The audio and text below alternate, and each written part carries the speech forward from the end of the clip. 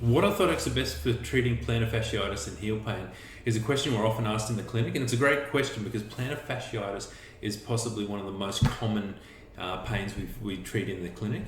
And so treatment for plantar fasciitis is usually aimed at what's causing the problem. And that sounds very simple, but it can be a little bit more difficult to diagnose or find out what is actually causing the plantar fasciitis. So just briefly, plantar fasciitis is when we get inflammation in the ligament. So this is the left foot and this is the inside that runs from the heel to the toe. And when the arch flattens out or the foot rolls in, this ligament gets strained. And when we do that every day, 10,000 steps a day, eventually this ligament starts to break down and get little micro tears in it, and then it becomes inflamed.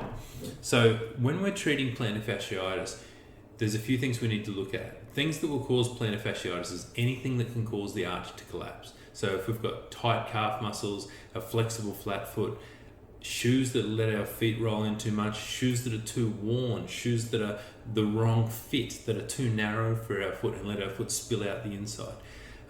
These are all things that can contribute to plantar fasciitis.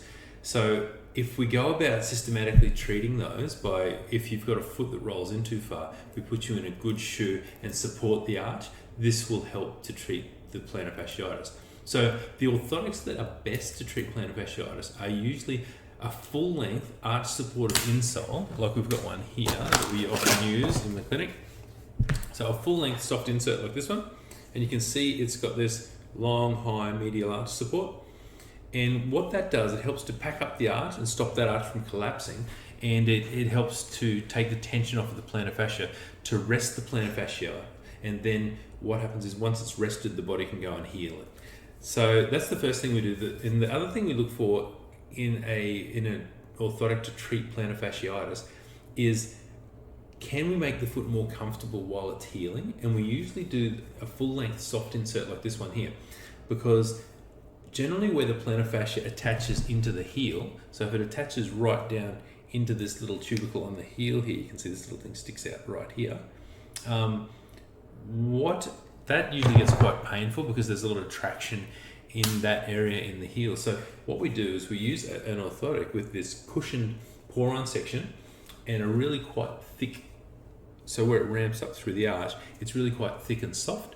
So this does two things. It helps to cushion the impact of the heel as it hits the ground and makes the heel a lot more comfortable.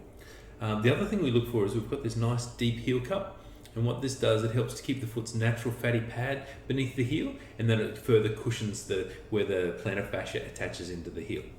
Other things that help on this orthotic to make it nice and comfortable, it's got forefoot cushioning positions to just make the foot feel nice and comfortable when you're recovering from your plantar fasciitis. The problem we usually have with plantar fasciitis and heel pain and treating it with a full-length orthotic is this won't fit into every shoe. So generally what we say is use the biggest orthotic and the most controlling, the most cushioned orthotic you can fit into your shoe, and then you'll relieve your heel pain better, more quickly.